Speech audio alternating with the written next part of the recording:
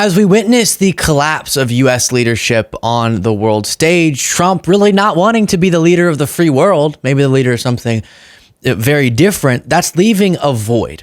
That's leaving a major void in leadership. And European leaders are trying to fill it in this moment of trying to figure out a path to lasting peace as it pertains to Russia's brutal invasion of Ukraine. On screen, you're seeing Keir Starmer, the Prime Minister of the UK, and he delivered a significant speech, historic even, laying out how at this emergency meeting that was being held in London among European leaders, it is now on them to take away from Donald Trump in the United States. Again, they use very respectful words towards Trump, so I'm summarizing it in my language. But they need to take away the process of pursuing peace from him, because clearly he can't handle it. One moment where he feels offended about something you shouldn't be offended about, just Zelensky saying, hey, I want to make sure we get a deal that actually protects Ukraine. And Trump's, oh, you're so disrespectful to me. And I watched the footage over and over. It doesn't make sense what Trump got so upset about. But something like that could cause the collapse of peace talks and the pushing away of this mineral deal, as Trump recently said in a public statement. Clearly, he is not capable of being the one who leads to lasting peace. So European leaders, Keir Starmer, are now holding these emergency talks to craft a deal of their own and figure out how do we move forward, as the leader of the free world is very much not fulfilling that role. Let me play this for you, and I'll give you a bunch of updates, including some indicators as to what they're thinking about with this plan. If you appreciate the show, please do click the subscribe button. Here's Starmer. It's a plan that has 4 clear principles, which I'll now share in full with the House. First, that we must keep the military aid to Ukraine flowing, keep increasing the economic pressure on Russia, and to that end, alongside our partnership on air defence, we're doubling down on military aid. Already this year, we've taken our support to record levels. But on Saturday, we also agreed a new £2.2 billion loan for Ukraine, backed not by the British taxpayer, but by the profits from frozen Russian assets. Second, Mr. Speaker, we agreed that any lasting peace must guarantee the sovereignty and security of Ukraine, and that Ukraine must be at the table when negotiating their future. That is absolutely vital. Third, we agreed that in the event of a peace deal, we will continue to boost Ukraine's defences and Ukraine's deterrence. And finally, fourth, we agreed to develop a coalition of the willing, ready to defend a deal in Ukraine and guarantee the peace. Mr. Speaker, after all, the Ukrainian position is completely understandable. For them, the war did not begin 3 years ago. That was merely the latest and most brutal escalation. They have signed agreements with Putin before. They've experienced the nature of his diplomacy and the caliber of his word. We cannot accept a weak deal like Minsk again. Absolutely. We went over this in past segments. We have to inform ourselves through the failures of the past with Putin, the agreements that he's violated in the past. We can't continue this cycle, but it seems it's not just that Trump wants to continue the cycle, but wants to change the cycle so that it's even more advantageous to Putin. CNN reports a crossroads in history. Europe seeks to take control of Ukraine negotiations at pivotal London summit. Think about standing up there, delivering this speech. That should be the U.S. president. That's the role we serve in the world, or it's supposed to be. And that's completely collapsing because of Donald Trump. The West is at a crossroads in history. Britain's Prime Minister Keir Starmer told European leaders at a pivotal summit in London on Sunday as the continent sought to wrestle control of negotiations over the Russia-Ukraine war away from the U.S. and present a unified front amid a meltdown in relations between Kyiv and Washington. A meltdown induced by either Trump's thin skin or, more likely, his alignment with Putin. He would have found anything, given that there wasn't anything that offended him. Zelensky was being so passive and so respectful the entire time. Yes, he's expressed appreciation over and over again. Yes, him and Ukraine more than anybody want peace. That doesn't mean that they're going to allow you, in the name of faux peace, to create a situation that weakens them in the event of inevitable further aggression. If we can find lasting peace through an agreement that maybe does make some painful concessions to Russia, but requires security guarantees that will ensure Ukraine won't have further invasions and does have the backing of Europe or the United States or both, that is something that he would love to sign on to.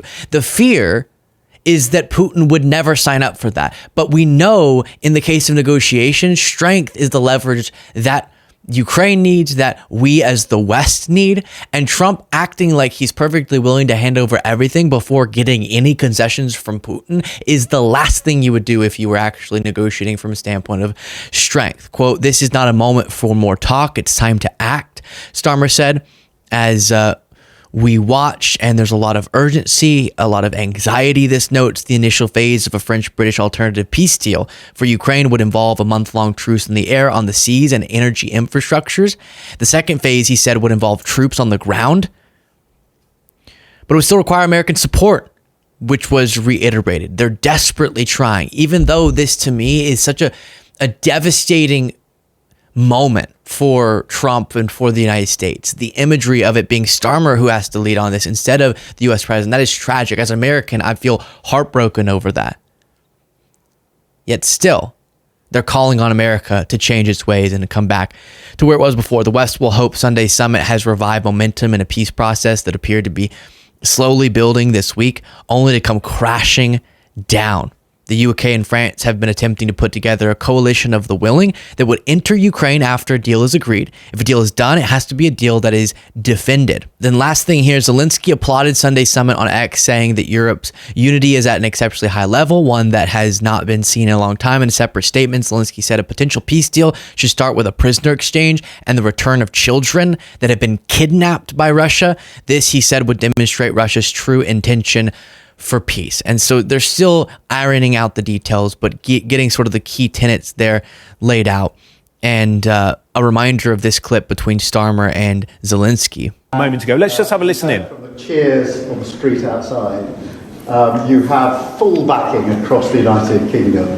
And we stand with you, with Ukraine, for as long as it may take. And I hope you heard some of that cheering in the street. That is the people of the United Kingdom coming out to demonstrate how much they support you, how much they support Ukraine, and our absolute determination to stand with you, unwavering determination, and to achieve what we both want to achieve, which is a lasting peace for Ukraine based on sovereignty and security for Ukraine. So important for Ukraine, so important for Europe, and so important for the United Kingdom. So I'm much looking forward to our discussions here this afternoon. Thank you very much for making the time to come. With pleasure. Thank you very much, Keir. Mr.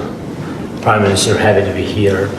And really, I saw a lot of people, and I want to thank you, people of the United Kingdom, such big support from the very beginning of this war. Thank you, your team.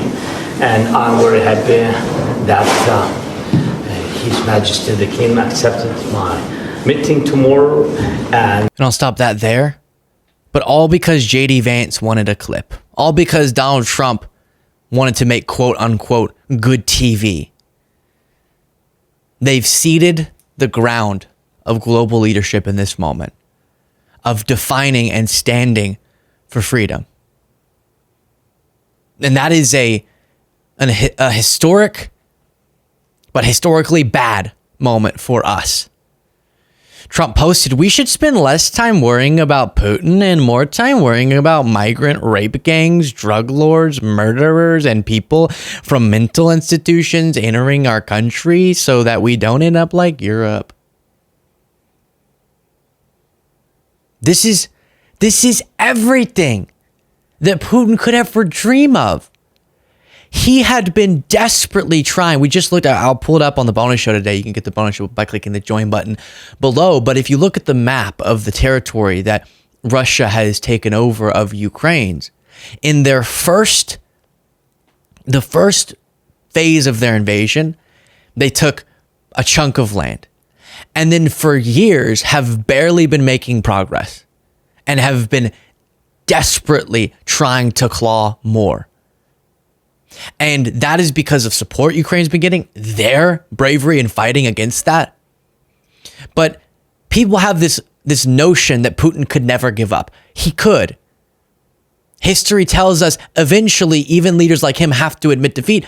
Otherwise, they're going to be overthrown or something with the damage that's being done, the military losses, and the humiliation that this has been for him.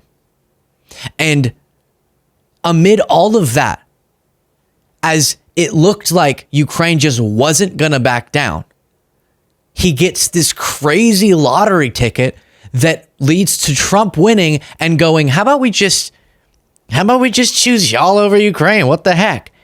And meanwhile, the demand is for Zelensky to apologize. For what? There's quite a disconnect happening here at the White House and with their allies in Kyiv, because I have been told by a senior official here that nothing's going to happen with this minerals deal until Zelensky goes in front of cameras and makes an explicit public apology for the way that he behaved in